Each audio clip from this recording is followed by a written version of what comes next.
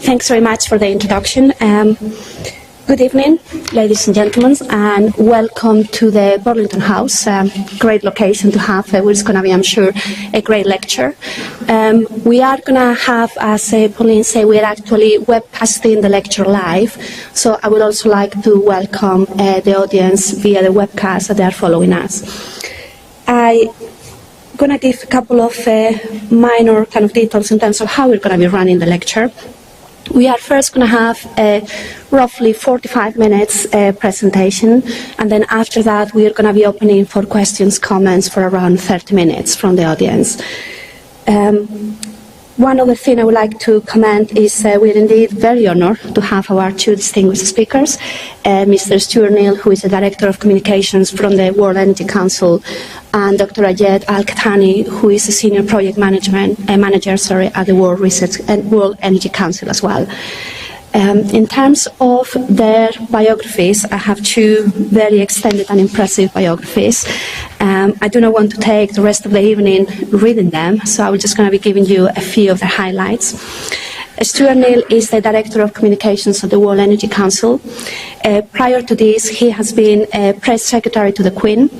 As a member of the Queen's household and one of Her Majesty's key advisors, he was responsible for providing key strategic communications advice to the household, as well as creating and directing major media projects and acting as a spokesperson for the Queen and members of the royal family. He has also worked in the private sector, including a period with the consultancy Bell Pottinger Communications, where he advised the Chancellor of the Exchequer for India, the Sultan of Brunei, as well as the UK government. His career began in the Foreign and Commonwealth Office, where he was fortunate to represent the UK in dealings with foreign heads of state and government, including President Bush Sr., President Reagan from the US, as well as President Gorbachev. I would like to move now to Dr. Ayed Al-Qahtani, who, as I said before, he is a Senior Project Manager for the Global Energy Scenarios and Project Coordinator for Global Transport and Mobility at the World Energy Council. He earned a BS degree in Petroleum Engineering from King Fahd University of Petroleum and Minerals. Following that, he also earned a MS degree in Petroleum Economics and Management from IFP, Institute from Kaiser Petrol. And then following that, he earned an MS and a PhD degree in Minerals and Economics, both from Colorado School of Mines from the US. I think without any further ado then, I would like just to pass it over to our distinguished speakers. As I said, we are going to have first a 45 minutes presentation, and following that, we'll open it for comments, questions from the audience for around 30 minutes. So. Thank you.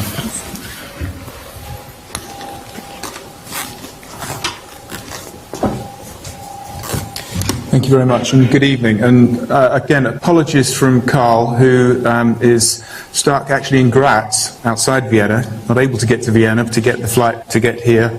So he does extend profuse apologies, and the introduction saying that you probably won't know the difference, I think you probably will. First of all, I'd like to thank the Royal Society of Chemistry for inviting us here. It's a great honour, a great pleasure to be here. We started our relationship, well, renewing our relationship relatively recently, where we supported you with the nuclear debate. I know that's something that the members of the Royal Society are keen to look into, and that's something that we obviously are aware of. And before I go hand over to Ayed, what I thought might be useful, because I know a lot of people aren't quite sure what the World Energy Council is. You know, do we sit behind large desks stroking white cats and running the world? Not really. What we are, and what I think helps to provide a better understanding of the work that, and grounding of the work that you will hear about.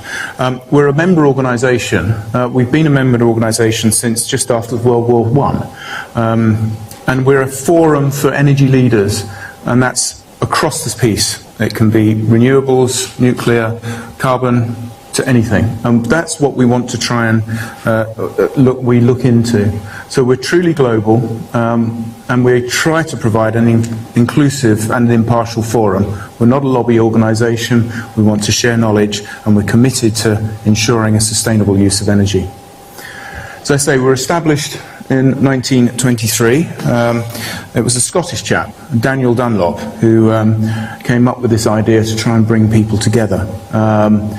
We now stand 92 countries, member committees. That represents, chairs are usually ministers of energy or heads of companies, but we're blessed with a great wealth of knowledge from CEOs of companies, researchers, right the way through, from 3,000 organisations, be that government, private sector, scientists, academics, and third sector, and management consultants, and trying to give that process some form of guidance to under a governance process which is controlled by our Executive Assembly to ensure that we're not guiding in any particular way. So that's the very first event, and on the far right, and that's our current chairman, Pierre Gardiner, who was the chair of EDF. So what do? Well, we do three things really, which kind of informs what you will hear about today. We try and understand from that bottom-up perspective what's really happening in the world, what's really the drivers, the things that are really of concern to the world. We then use that to steer the agenda, and we'll talk about that in a moment, and then create a forum for dialogue. So this is an amalgamation of our members' concerns and thoughts around the energy space at the moment. We run this survey with our member committees, and this is the third year that it's been done. And what you see there is really what keeps them awake at night. Underlying all of that, and the thing that hasn't changed for the last 3 years, is climate framework, the lack of clarity in climate framework. You see nuclear has moved, obviously, post-Fukushima, but what we've also noticed is the things that were seen to be the answers to make the energy sector work, renewables, smart grids, electric storage, energy efficiency, because there's no clarity on the climate framework, we're starting to see that become much more unsure. And that's why we're looking at the processes of work, which you'll hear about in a moment. That gives you a quick snapshot. So what do we do with that? Well, information. It guides us in a number of ways. Some of you may, I hope, be aware of the Survey of Energy Resources, which has been going for already 80 years, and it's a Bible of what the world's energy resources have. As you see, that's the very first one. And it's published every 3 years and is used by a whole range of people from BP right the way through to provide the base material of understanding. We then look at energy policies, which this sort of work will feed into, understanding and ranking countries, providing some form of advice, guidance to create a narrative and a discussion forum going forward. And then we look at the global scenarios. This really, if you want to know what your problem is now, you need to know what's happening in the future so that you can hopefully create that debate and move the agenda forward. So we'll talk about that in a moment. But the global energy scenarios, which Ayed will allude to, is part of a larger project that we're involved in, a 2-year project looking at the entire energy sector, and this is very much the first part of that, which is the transport sector, which, as you know, represents about 20% of the energy mix, just over. And then we have a whole range of things going under that, from rules of trade, trying to support WTO, other organisations in their work, also with our other countries looking at energy access, urban innovation. So that's us. What you really come to hear about is what I will tell you about. And I kindly hand over to Ayed.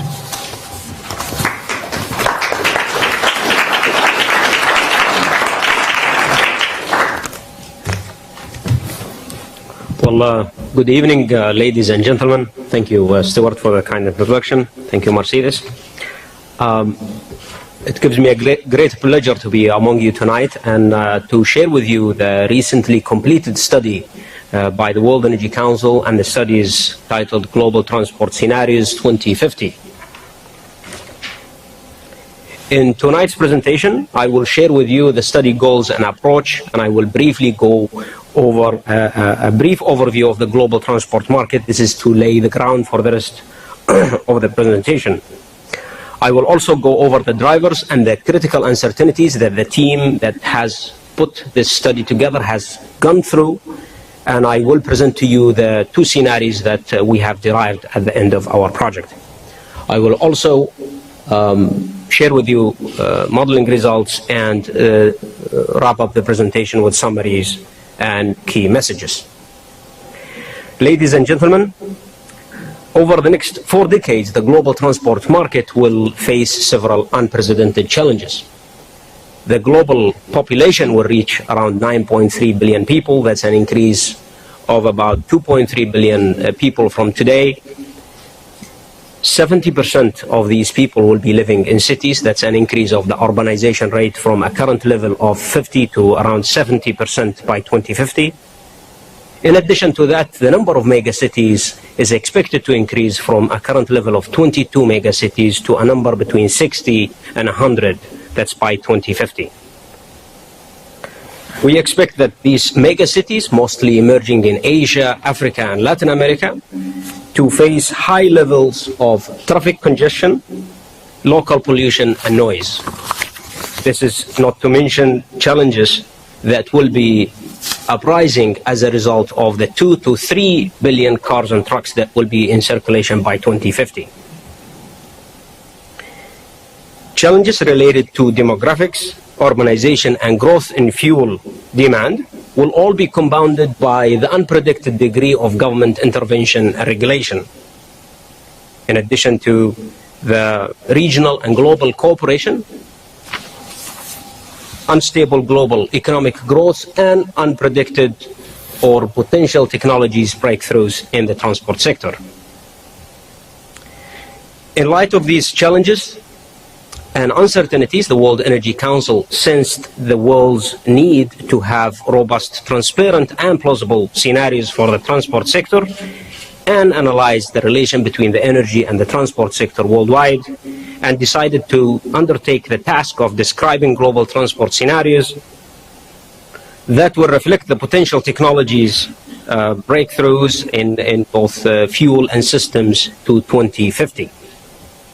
Now, to accomplish this major task, the World Energy Council assembled a study team of 54 transport experts scattered over 29 countries, and this team has tapped into ongoing and completed World Energy Council's studies and quantified examples to study the available and the emerging technologies and fuels in the transport sector. They also conducted few workshops around the world to study the various regions' needs, and they have gathered specific regional inputs on local issues and major driving forces via these workshops. They have then combined all what they've learned through a period of 8 months into 2 major scenarios I will be sharing with you later in the presentation. They have also translated these 2 scenarios into numeric assumptions and fit them into a model that they have developed jointly with the Paul Scherrer Institute based in Switzerland. This is for the quantification purpose of the exercise. Now, before I move into the scenarios and the results, I will share with you a brief overview of the global transport market. Again, this is to lay the foundation for us to have the rest of the presentation clear. As you all know, the global transport market has consumed around 2.2 billion ton of oil equivalent in 2010. That is about 19% of the global energy supplies. As the pie chart on the left shows, around 96% of the transport fuels came from oil origin. That's gasoline, diesel, jet fuel, and residual fuel oil. Around 62% of the global oil production. These 4 major oil or oil-based or refined products derived of oil origins. Around 76% of the road transport, as the right-hand side pie chart shows, around 76% of the road transport were LDVs, trucks, and buses. As a matter of fact, around 1 billion cars and trucks were roaming the streets in 2010. Looking at this map here, which shows the energy use in metric ton of oil equivalent per 1,000 capita, we see the darker red colors representing high energy use, while the lighter yellow colors show low energy uses. As we can see, the OECD countries, they have the highest energy use, while the developing nations, mainly Deep Africa and South Asia, they use the lowest, or they have the lowest energy uses. We can see also from the map that non-Europe OECD, Russia and Middle East are heavily dependent on gasoline as a fuel for their transportation sector, while the OECD, Europe, China and Africa, they are heavily dependent on gasoline as a transport fuel, mainly for cars and trucks. We also see that the OECD consume around 52% of the total transport fuels. So in 2010, the transport is pretty much an OECD market-dominated game. With this brief overview, I will take you over the drivers and the uncertainties that the team has went through and studied in great details to derive the scenarios that we will be talking about later. The team has identified and evaluated 11 major driving factors. These driving factors, they spread from highly predictable drivers, including the economic growth, the demographic trends, which eventually decide the mega cities and the urbanization rates, to highly unpredictable factors and drivers, such as the policies and regulations, people's behavior and lifestyle changes, the producers or the manufacturers' behavior in improving the fuel efficiencies and coming up with more innovative technologies.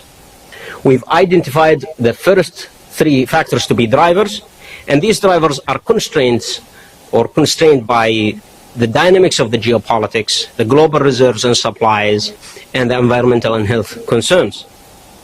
In response to these drivers and constraints, we expect governments to respond with various fiscal and economic policies to alter or influence the consumers and the producers and the manufacturers' behaviors in terms of alternative fuels, fuel efficiencies, and new innovative technologies. These major driving factors are definitely constrained by the uncritical or critical uncertainties surrounding the degree of the intervention or regulation seen by governments. They are also constrained by the critical uncertainty coming up from the degree of the regional integration and cooperation. In light of these critical uncertainties and driving factors, we in the team have designed or mapped out two distinct scenarios. Basically, the first scenario we called it freeway scenario, and the other scenario we called it tollway. In the freeway scenario, we envisioned that the free market forces will prevail and they will create global competition.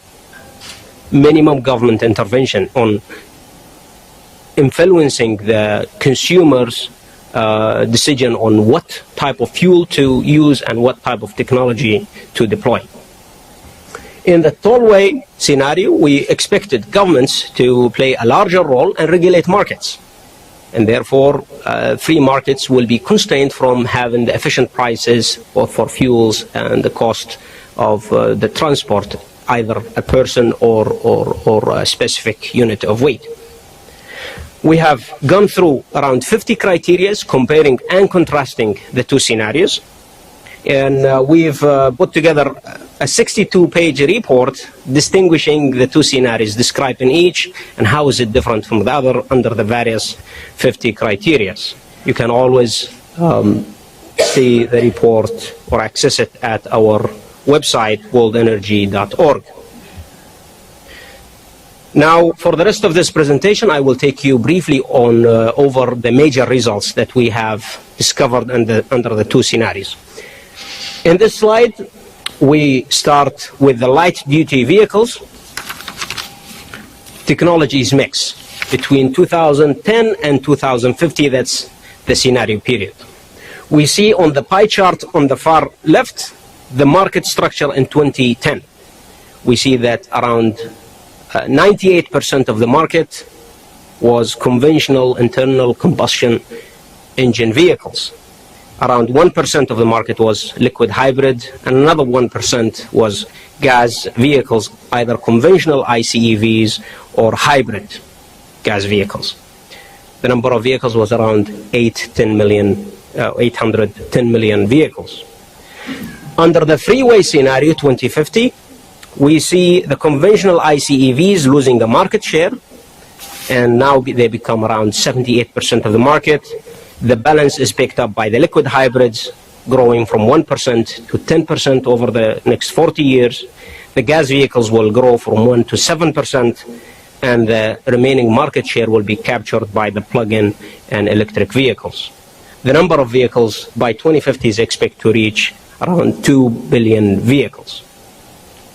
Under the tollway scenario, that's the scenario that we envision more government intervention regulating the market, we see a more colorful picture whereby the conventional ICEVs market share drops to 26%. That's burning both gasoline and diesel.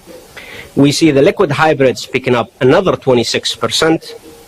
We see gas vehicles picking up 8%, which is almost the same as in the freeway scenario, but we see a significant growth of plug-ins and electric vehicles. Again, the number of vehicles worldwide will reach around 1.7 billion vehicles by 2050. Looking into these two charts here, we see on the left-hand side two lines. The red line represents the number of cars growth between 2010 and 2050, and it's represented by the red line, while the blue line will show or represents the freeway scenario. We see that the number of cars will grow by 2.2 to 2.6 times over the next 40 years. If we disaggregate that trend into OECD versus non-OECD, we see the bulk, if not all of it, is coming from non-OECD countries. And this is represented by the envelope between the two lines that are gray and golden, if you can distinguish the colors from that distance. We see the non-OECD market, or the number of cars in non-OECD, increasing by 4 to 5 times over the next 40 years. The OECD market is expected to witness a growth of around 36 to 41% over the next 40 years. A fact that is worth mentioning is that the market for light-duty vehicles, in terms of the fuel demand share, it will drop from a current level of 52% of the market. They will be consuming around 30 to 37% of the transport fuel market by 2050. So we are seeing that the light-duty vehicles market share is shrinking. People are depending on other alternative transports, that's buses, trucks, aviation, and so on. In terms of the fuels, we see also a growth rate or a growth of 30% to 82% in the amount of fuel demanded by the transport sector over the next 40 years, as can be seen in the left-hand side of the chart. Again, we have represented the fuel consumption here in exajoules, as some transport modes will be burning gas, others will be burning liquid fuels, and we will have electricity. That's why we said exajoules rather than barrels of oil. If we look into the four major fuels, that's gasoline, diesel, fuel oil, and jet fuel, which constitutes around 97% of the market today, we see a growth of 8 or 10% to 68%. Again, this is an envelope of potential outcomes. Under the two extreme scenarios, we will see a growth of 10%. That's when the government is heavily involved in regulating the market, versus a 68% growth if the market is to be left free to decide efficient prices. In the right-hand side, bottom table, we see the three fuels disaggregated further. We see the gasoline market shrinking. It will shrink by 16 to 63% over the next 40 years. The diesel and fuel oil will see an increase of 46 to 200%, while the jet fuel will witness the highest growth rate of around 200 to 300%. The biofuels will witness around 4% or 4 times their level in 2010, and other fuels including natural gas, electricity, and biofuel, or pretty much natural gas and electricity and gas, they will see a growth of 6 to 7 times. The market share for gasoline, diesel, fuel oil, and jet fuel will drop from a current level of 97% to a new market share of 80 to 88%. They are still dominating the market under both scenarios. Disaggregating that trend to OECD versus non-OECD, we see on the left-hand side the market for the total fuel demand in all transport modes in exajoules. Again, we see the non-OECD countries growing by 2 to 3% or 2 to 3 times, while the OECD is shrinking by up to 20%. That is, the consumption in the OECD countries will go nowhere but dropping. Again, this is looking into all transport modes in the OECD markets. Looking into the fuel demand that goes only in cars, excluding aviation, trucks, and airplane or shipping, we see the non-OECD market increasing by 96% to 355%, while the OECD will see a drop of 24 to 52% over the next 40 years. So again, message to take away from this slide is that the future demand will be coming from non-OECD, the number of cars will be non-OECD, and therefore the fuel demand. Looking into the emission, which will follow the previous two pictures, we see that the global transport CO2 emission will increase by 16 to 79% over the next 40 years, depending on which scenario we are looking at. Again, these are in gigatons. Looking into the cars market, we see that the emission coming from cars will drop by around 46% in the toll-way scenario, but could increase by 35% in the freeway scenario. It's worth reminding you, ladies and gentlemen, that the emission coming from transport is around 23% of the emission, or the CO2 emission globally. Again, the road transport is around 75% of the total transport market. The good thing is that we will see the CO2 emission coming from cars dropping from 42% of the total transport share to a new lower level of 19 to 31%. Looking into the emission, again, OECD versus non-OECD, we see most of the emission, if not all, coming from the non-OECD, growing by 82% to 287%. Again, the emission picture follows the total consumption picture of all fuels. Looking into the CO2 emission from cars, again, we see the non-OECD countries increasing by 47 to 323%, while the OECD CO2 emission from cars drops by 30 to 80% over the next 40 years. To summarize these slides, we have seen that the total demand for global transport is expected to increase by 30 to 82%.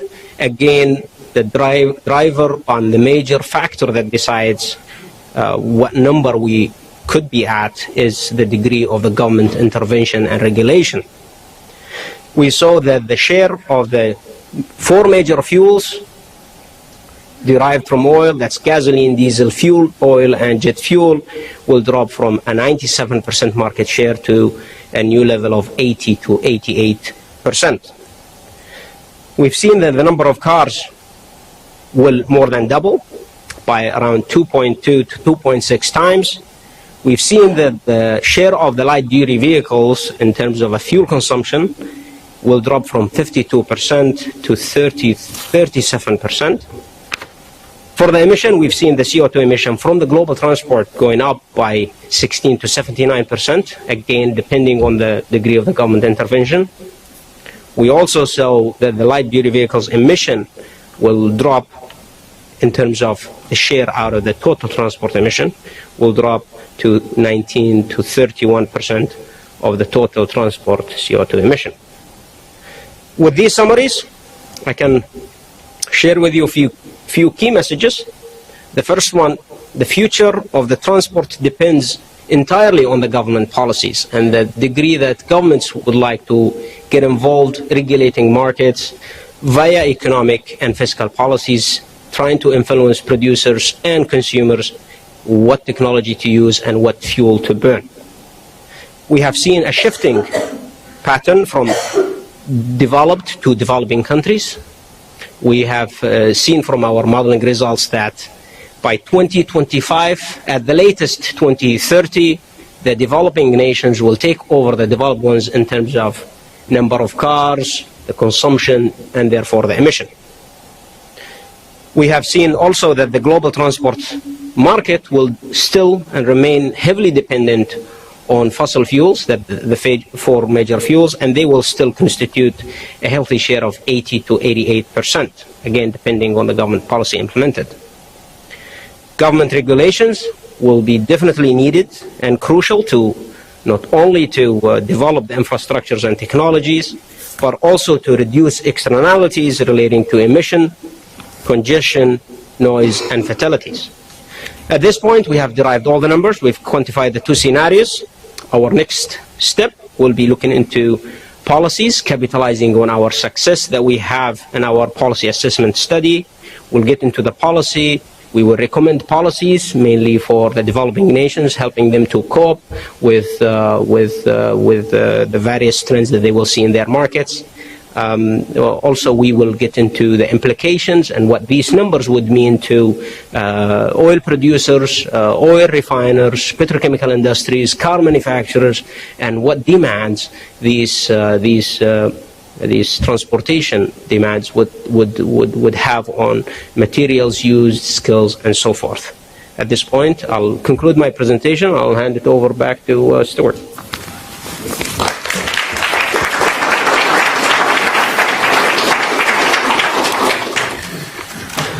So hopefully you'll have seen the sort of level of attention to detail that the network throughout the world has tried to bring to this topic. It's part of a much wider scenarios project that we're undertaking, looking at the entire energy mix, which is, I know Ayed is working hard on now as we move forward, hopefully to have something later on this year, but definitely to have something for our next Congress, which takes place in 2013 in Daegu. That was in Montreal in 2010. But it doesn't just stop with us. We're engaging with a whole range of other stakeholders to try and move this agenda, not move the agenda forward, but inform the debate. We've recently shared these findings with the IEA, the EU. We launched this at the World Petroleum Congress as well. And of course, we are, the Secretary General spoke at our Congress in Montreal, and we are talking with him next week in respect of the 2012, this is, as you know, the UN's Year of Sustainable Energy for All. So we're trying to inform that debate through our events and through others' events and informing yourselves here to try and ensure that there is a real understanding of an impartial and hopefully unbiased view of the world going forward. So I hope that was informative, and we hand back to Mercedes to chair the session. Thank you.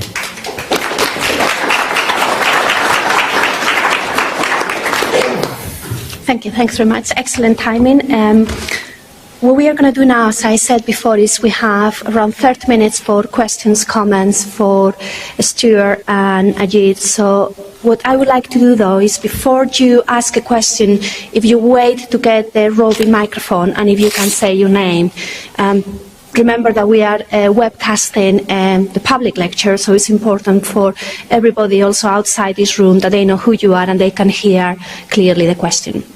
So with any further ado, then, any questions, comments? Anybody wants to start firing away? Yes, there is one on the back there. Please wait for the microphone. Thanks. Hi, my name is Eike Sindlinger, and I've just got one question. You conveniently sort of said there is in whichever scenario, I mean, I think it was mainly in the tollway scenario, a significant increase in electric in the car. But what that doesn't say is how that electric is produced. Because, you know, it's not comparable like electric to gasoline and so forth. So it would be very interesting to know what you've assumed that electric to be, because otherwise it has to be added to the other fuels, I would have thought.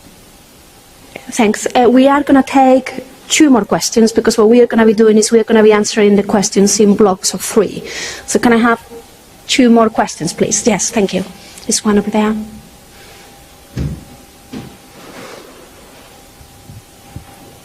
Oh, hello, my name is Alan Bodley. I'd like to ask, to what extent does coal gasification come into your calculations in relation to the fact that oil supplies are supposedly limited and we're now reaching the stage of peak oil? So to what extent would coal gasification make up for the shortfall, given the fact that there's going to be an increase in demand for fossil fuels and oil itself as a crude source is going to be insufficient to make that increase in demand available? Thank you. And if I can have one other question, and then I will pass it over to our lecturers. So there's just one here in the front. We can take the question here on the front, please.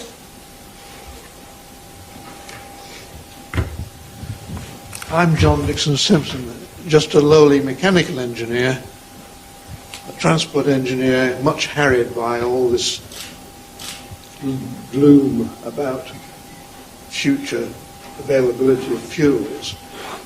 I just wanted to ask whether, in view of the fact that it looks as if gas supplies are going to be exceeding oil supply, liquid oil. Sorry, could you get your microphone a bit closer? I'm just being given a signal that we can't hear you well. Could you put your microphone closer, please? You hear that? No? Close to your mouth, please, so we can hear you. Thanks. Right. I just wanted to ask, in the view of the development statistically for the future, in which gas supplies look like outstripping oil supplies as a reliable source in the future, whether your statistics are taking account of gas in the general assessment of hydrocarbon fuels availability. Thank you. I think we actually have 3 very good questions that are actually interrelated, so I'm just going to pass it over to our lecturers. Well, thank you, gentlemen, for the questions. I will start with the question addressing the electric vehicles. I guess the gentleman at the back, he was asking about how the electricity was produced. I would like to get your attention that we have penalized all the sources of producing energy to the CO2, their CO2 contribution. We've assigned a CO2 ton. We assigned them dollar values depending on where they are coming from. So definitely the electricity is penalized depending on what fuel source they are burning to produce those electricity feeding the electric vehicles. The second, and also to add to that fact, we've seen electric vehicles growing by a number between 10 million and 300 million vehicles by 2050. The 300 million vehicles will be under the tollway scenario where governments will pretty much promote electric vehicles despite the higher cost that they may incur in laying out the infrastructure needed to provide electricity to the charging points. The second question was talking about the coal gasification and whether that could make up for the shortfall of other fuels, basically oil. In our study, we did not see any shortage or upcoming shortage in the oil and the oil derivatives or refined products, be it gasoline, diesel, or jet fuel or fuel oil.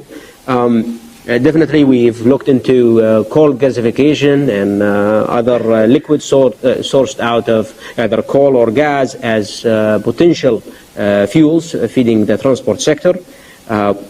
First, we did not see any shortage coming out of the oil and gas to feed the additional demand. Now we are consuming around 53 million barrels into the transportation, and there will be an increase, let's say, by 30 to 70% on that. So we are still covered on that. We think we have the enough reserve base to cover the supplies for many years to come.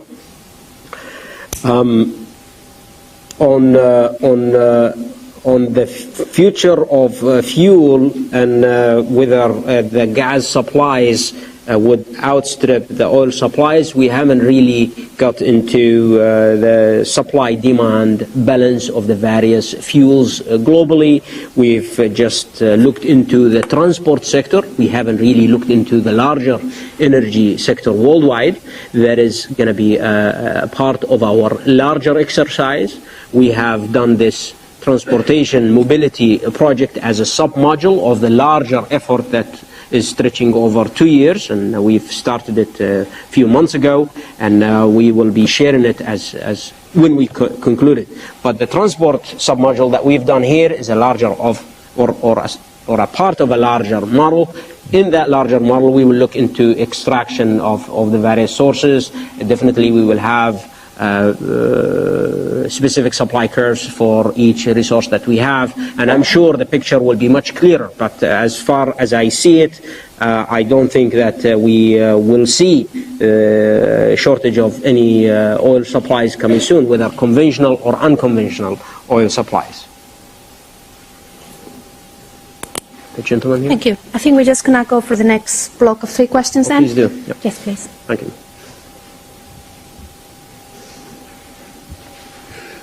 I'm Trevor Tobe, mostly retired. You're very sanguine about the world oil supplies. Given that a lot of the oil comes from countries which are notoriously unstable politically, and where all sorts of things could go wrong. One thinks of, what might happen in Iran or Saudi Arabia or anywhere else in the Gulf, to say nothing of things which might happen in parts of Africa like Nigeria, and things which might happen in South America, which again has had more than its share of military revolutions. The price worldwide of oil, of crude oil, could go absolutely through the roof, and that would make an enormous impact on the ability of people to actually use the stuff. Let's go for the second question. It's one here on the front, and then we have one gentleman on the back as well. Hi, thanks very much for your talk. 2 very brief questions. You mentioned right at the end that you're looking at extensions based around policy. Can you talk a little bit about that? Secondly, the extraordinary growth on transport vehicles is going to be linked to materials challenges, which is going to be very closely linked to petrochemical factories. These things are obviously very well correlated. Where do you see the biofuels/biomaterials market moving in view of the marginal increase in cost of the crude barrel? Yeah, thank you. And we have one third question for this block. The same. Thank you. I think it's the gentleman on the back. We'll go back to you afterwards. Sorry. Thank you. My name is Patrick Haggard. You were right, I think, to point to growing urbanization at the drift of the city as a very major social change. But I wonder what you think the direction is that this will have on transport. Because on the one hand, you need a lot more transport to supply the people from the hinterland in the city. But on the other hand, the people living in the city are in a situation where public transport might be feasible, and that is more efficient. So will city life tend to increase or decrease the requirement for fuel for transport? Thank you. Well, thank you. Maybe I'll start with the last question that talks about the urbanization direction. I agree with you under a very ideal world, but remember to expand and modernize infrastructure in cities to accommodate higher migration or higher urbanization level, that will all cost money. Now, most of the picture that we will have here will be coming up in developing nations. It will be a big challenge to provide public transport to these to these new mega cities uprising in South Asia, Africa and Latin America. So you are right, it will come, but it will come at a higher price, and I think that will not change the overall picture by much. On the question that relates to the oil supply stability from the MENA, Middle East, North African region, there is definitely market volatility, and the market will respond to the various political events, be it Iran or be it Libya or what have you. But we definitely looked into that. The stability of oil supplies coming from various parts of the world, whether it's Russia supplying gas to Europe, whether it's North America supplying oil to the US. But we haven't really seen it as a major driver that could shape up the future of transport. Obviously, the security of supply and, on the other hand, the security of demand are major factors, but they are not the critical factor that will shape up the market. I have recently read that the world has enough oil supplies that could supply pretty much the world for 4 consecutive months, and this is tapping into the strategic petroleum reserves that are billions of barrels worth. We had also a question on extension of policies and what kind of policies we could be looking at. Well, under the policy assessment, we look into policies that relate to transport, efficiencies, energy saving, and we pretty much publish and update every year to do that. That is a parallel exercise that another group within WEC is doing, but definitely our next step, as I mentioned in the presentation, we will be looking into probably recommending policies, especially fiscal and economic policies that developing nations pretty much challenged with these enormous growth in their transport sector could deploy, learning out of the OECD or developed world experiences. You've mentioned the electric vehicles and the amount of petrochemical materials that could get into manufacturing these an extra 1 billion or so of vehicles hitting the market in 40 years. I agree with you that will require a lot of not only plastics but polymers that get into seats, carbon fibers, material that would get into batteries, steel, get into the chassis and mainframes and that. And I think that will constitute a huge challenge for the industry to line up factories to manufacture these cars and feed the hungry growth showing up in developing markets, especially in the 3 areas that I mentioned: South Asia, Africa, and Latin America. So I agree with you. In the point of the biofuels that you mentioned, we've seen a huge growth of 4 to 5 times the 2010 production. Most of the increase is expected to come from Brazil and the US, pretty much on the ethanol. And the biodiesel, we expect Europe to witness and Southeast Asia to witness a little bit of a growth, but we haven't really seen. Talking to our Brazilian friends, we've had a workshop in Rio de Janeiro, and the Brazilians themselves, they don't expect to increase their production by more than 3 to 4 times. Our forecasts expect worldwide on a global level to have 4 to 5 times. So I think we are a little bit generous looking at the world and thinking that everybody could respond in a timely fashion. Thank you. And we're going to move to our next block of questions. There was a gentleman here on the front. Just here, please. If you feel like you want to take more questions, it's fine. Monty Frey. I think planning is necessary, but I've lived long enough to see most of it is quite disastrous. Looking ahead, 40 years seems to me incredible. If one goes back 40 years to 1970, what would one have predicted for China at that point? Virtually no growth, no cars, no consumption. Now, I would like to know what you feel about looking at Africa. Here we have a possibility of next to nothing happening, as in the last 20 years, or a China situation where the effect would be enormous. Biofuels you mentioned, and I think quite rightly, they're likely to be of very little significance. But as an example, Brazil has developed quite a large, in terms of world supply, ethanol production. I suspect that's about to disappear since they've now discovered a huge amount of oil that they didn't have before. All these things have to be fed in. So what I would like to have some sort of idea of, you've presented 2 scenarios and produced things to 1%. What I would like to know is, have you any feel for the likely error of both of those situations? My own view would be that if you put a factor of 2 on it, you would still be on the wrong side of likely results. Okay, we're going to take, there is one other comment there on the back, please, and then... Ken Durham. Following on a little bit from that question, some of your slides suggested a rather disastrous scenario for the unregulated free market over the next decades.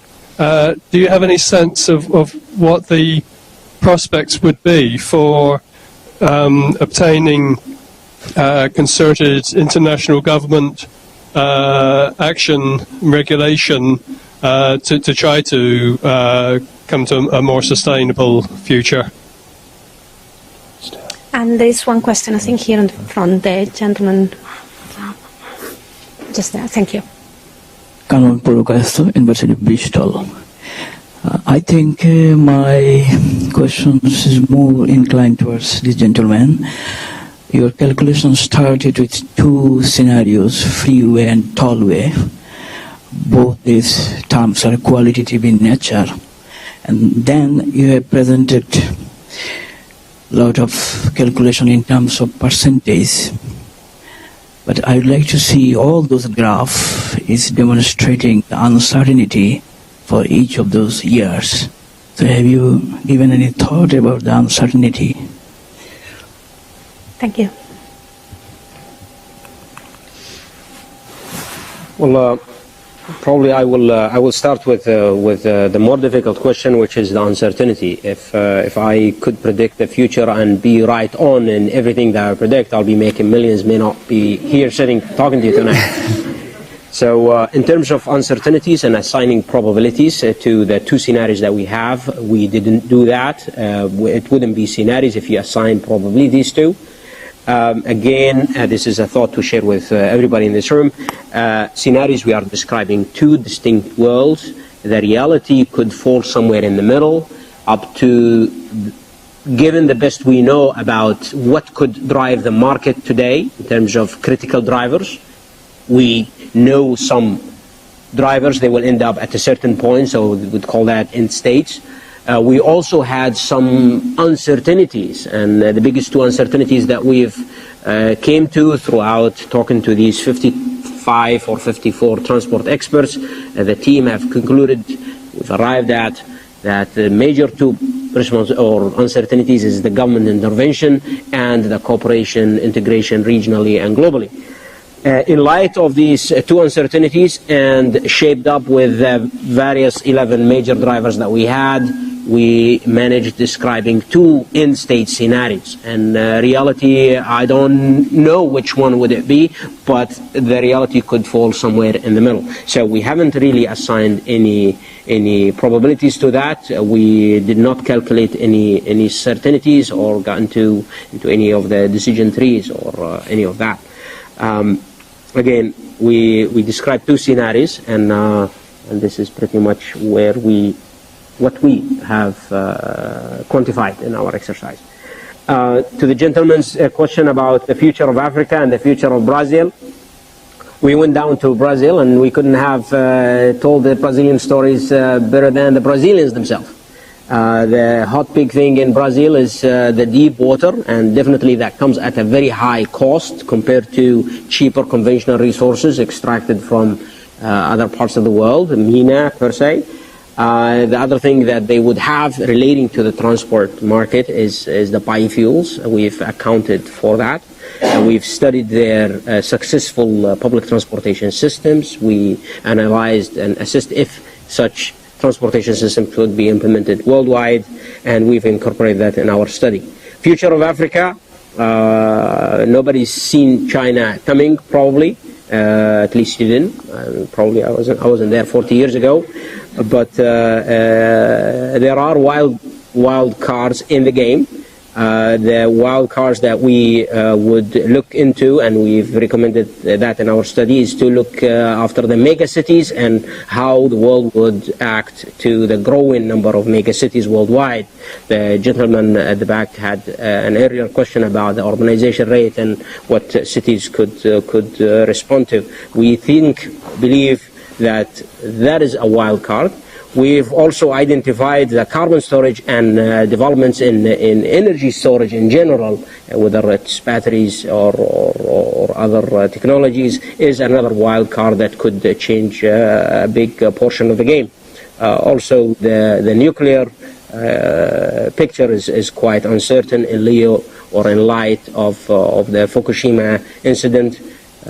Just to get your attention, we are working on a project looking into the world's response after Fukushima and what is the most likely future for nuclear and what's the way to go forward. The third question, which is the disastrous scenario, as the gentleman has described it, I wouldn't call it disastrous. It's just an end state that we did our best to describe. It's a state that the world could end up in if the market is to be left alone, functioning at deriving the efficient prices. Again, our model is trying to mimic the rational behavior of the various consumers, minimizing, allocating resources where they are needed the most. I wouldn't call it irrational or disastrous, but I would say it's a possible scenario. I will let talking about the process to other countries. Maybe Stuart can highlight. I think you highlighted something that I showed earlier on in terms of our issues survey.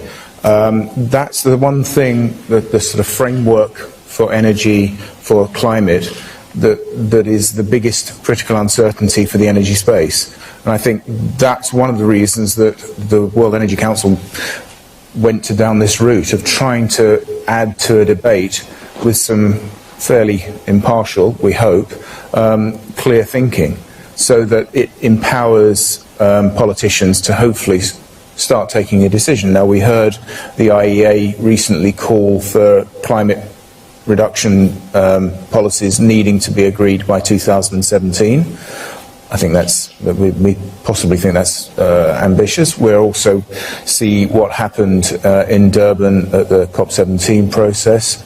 That's one of the reasons that we're engaging with the UN to try and see how we can help inform the debate around the Rio Earth Summit, Rio +20, and then build that process so that we can, recognizing exactly what you're saying, that we could have two very, very different end states. Let's try and provide some education, some thought process to this, so that politicians can hopefully understand the choices that they have to make. And if one looks, and I encourage you to go to our website and look at the last policy assessment, which was undertaken under the chairmanship of Joe McNaughton, who some of you may be aware of is well known in the energy space, both having worked in the UK government, but also is well known throughout the world, all over the world, in terms of her advocacy of strong energy policy. You can see that there is a certain driver that you need to consider the energy trilemma of the security of supply, the social equity element, and the climate control. And if you get those things in balance, then you're pointing in the right direction. But you need to focus on that, and to do that you need to actually understand the sort of things that are in this model, or these models, and the ones that hopefully will come out a little bit later. Thank you. So let's open the floor for the next set of 3 questions, please. I think that we left a question here from the gentleman on the third row. Just here, please.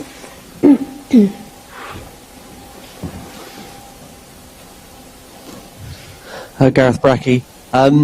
Does your study highlight any potential areas that should be focused on in terms of the technologies to meet some of these scenarios? And if not, do you anticipate leaving or trusting legislation to go in the right direction? I give you the example in the 70s of the catalytic converter legislation killed lean burn, which is only now coming back into the fore for emissions control technologies. So did your study come up with any positive aspects for focusing on the technology? Thank you. Yes, there's a question, sorry, just on the back.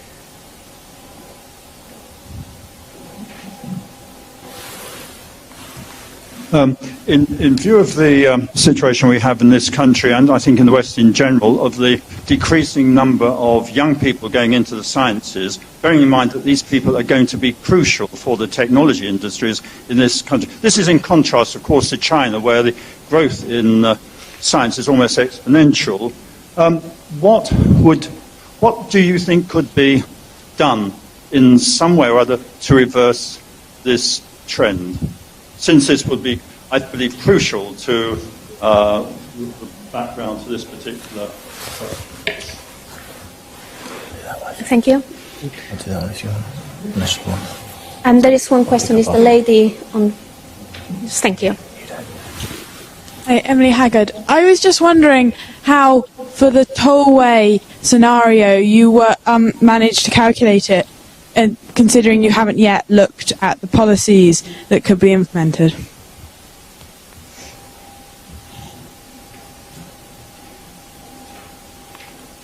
Okay, well, I will maybe talk about the policies. To describe the two scenarios in numerical assumptions, we've definitely adjusted our prices trends, our CO2 prices, a list of assumptions, and I would advise all of you to maybe have a look at the report itself on our website. We've looked into assumptions related to GDP, population, different costs, investments, CO2 prices, bio-targets, that relates to the policies, fuel prices. And each scenario in its own distinct way will have its own set of assumptions. So that's how we went around the distinction between the two scenarios. Again, it's policies. The tighter policies will definitely have or will definitely set tighter bio-targets. For example, if you are talking about bio-targets, that will definitely control emission, and therefore you will have to drive by no choice. We would constrain the model to pretty much squeeze the consumer's choice to use or utilize more of the lesser equipment or lesser emitting source. That's pretty much how we went around the policies. We've incorporated in our modeling the established and pretty much policies that are in the pipe, whether it's for Europe or for the United States. The non-OECD countries, for the most part, would lack policies related to emission control due to non-existing carbon trading markets in there. That's, again, a policy-related mechanism that deferred depending on which scenario you are talking about. This is on the question for policies. The gentleman had a question on the technologies and what technologies we should be looking into. I think we looked into biofuels, the second generation and third generation. I would watch for the moving sources for or collecting carbon or carbon storage from moving vehicles. I think some research institutes around the world are doing a little bit of research, and I know that Saudi Aramco has already developed a type vehicle that pretty much collects CO2, and when you go to fuel your car, you would dump the CO2 collected in the journey and load up with hydrocarbon or gasoline. We would also suspect that any breakthrough in electricity storage in batteries could affect also the outcome of these scenarios. In terms of legislations, as I mentioned in the last slide, it has been left as an extension to the work that we plan to do over the course of the next several months, and we will get back to you on that, on the legislation part. For the shortage of skill, I will delegate, maybe Stuart will have some insight. It's actually not something that comes within the purview of our organisation, although I have to say a lot of our member organisations are involved in education processes. You'll know, I'm sure Siemens are very keen in creating a community and building that. ESCOM in South Africa are also similarly doing that, but it's not something that we have a particular view on in terms of national education policies. We definitely recognize that different markets will foster different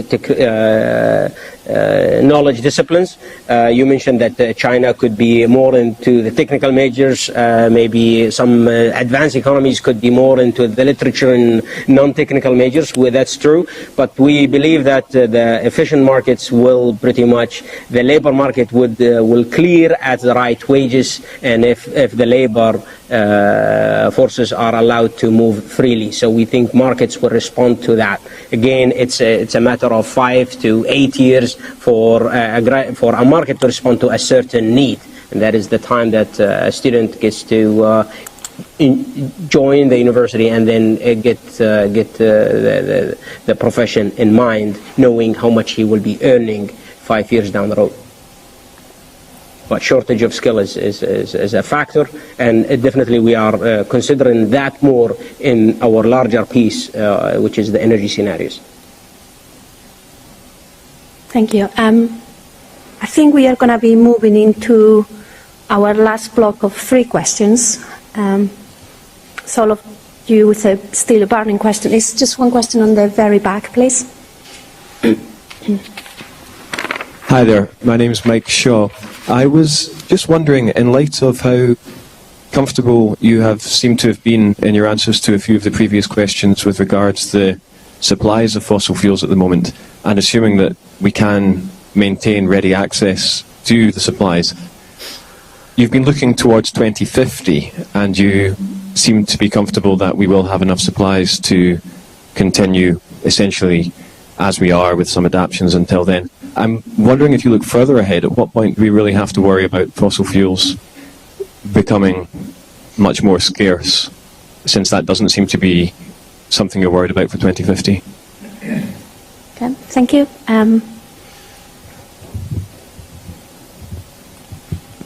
There is one question just on the middle, on the left-hand side. Thank you.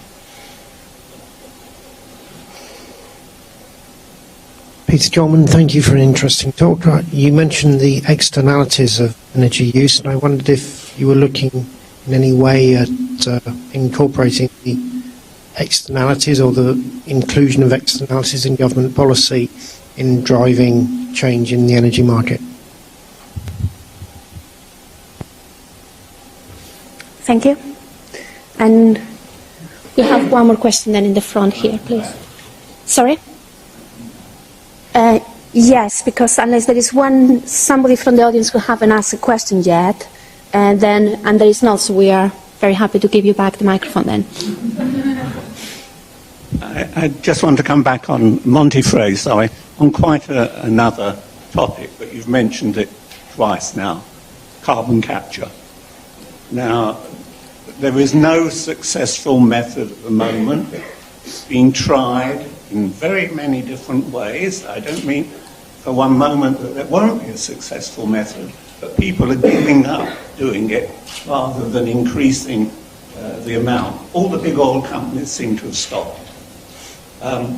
Most of the things that I've seen in the press are thermodynamically daft. I mean, and I'm now talking at the level of sixth form, not university level. I mean, you talk about capture of a car. First of all, there's a tremendous disadvantage at that stage in that it can never be more than 20%. That makes it much more difficult. The Germans tried using liquid oxygen to make oxygen in one of that's one experiment still going on in a power station. I need to tell you why I think that's daft, but at least you get 100%, or nearly. Now, the car collects it. Now what happens to it? Where does the energy come from to get back the carbon dioxide out? And then what do you do with it? Almost all carbon capture so far, sadly, doesn't work. Now, you mentioned peripherally the carbon dioxide problem.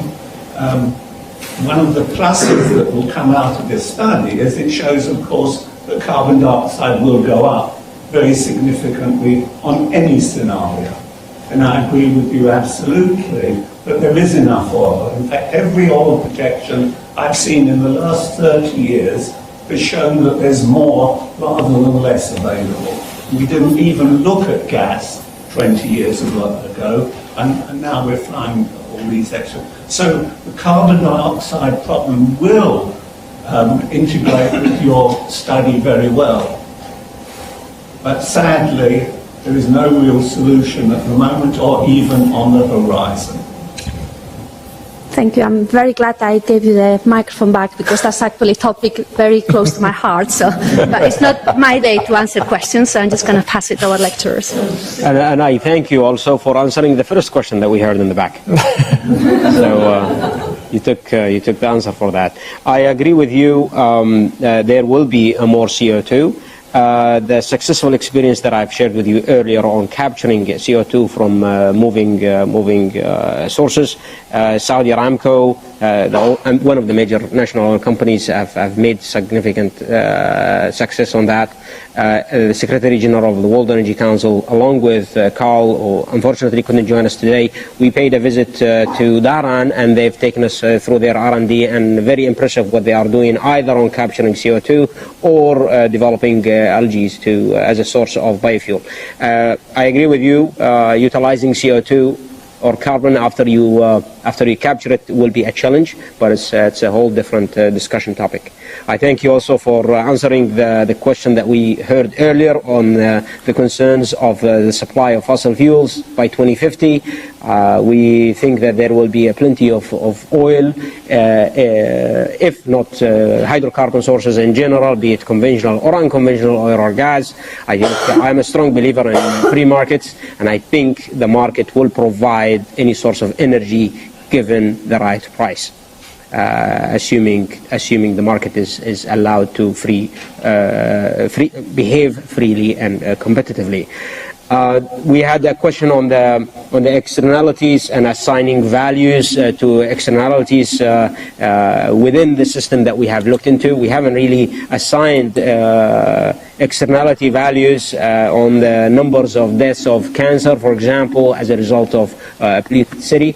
That's definitely something to look for in future updates of this study. I don't think it's going to change the results by much. Again, the topic of externalities in the field of economics is quite gray area. Where do you draw the line? That would be a very big challenge for whomever is going to undertake updating this study the next time around. Stuart, do you want to add? I think the only other thing to add is in terms of carbon price. That's CCS will struggle until carbon price is set, and that's a difficult situation where you have developing countries with such a low economic base with no access. You know, if we have 1.4 billion people without access to energy, are they also going to want to pay a carbon price? And that's where we see the issues around the Copenhagen process struggling. Thank you. I think we are just going to close it here. It's been indeed a very exciting lecture, and I think we not only touch on global transport, but I think we also have been given the RSC topics for future public lectures as well. I would like to thank the speakers, Mr. Stuart Neal and Dr. Ayed Al-Qahtani from the World Energy Council for their time today. I would like also to thank the RSC and Pauline for all the time to put in this event together, and personally for giving me the opportunity to chair it, so thanks very much. And I think also, of course, I would like to thank the audience, both here as well as through our webcast today, for following the event. One final comment as well I would like to add. I've been told that the webcast from today's public lecture will be available through the RSC webpage. And I understand that if you go to past events, you will be able to actually link to today's lecture and revive all the great moments and questions that we have had today. That's all then from me. Just remind you as well that it's an opportunity now to network, to ask more questions, and to get to know each other as well and our thoughts about the global transport. Thanks very much, and hope to see you again in the RC in Burlington House. Thank you.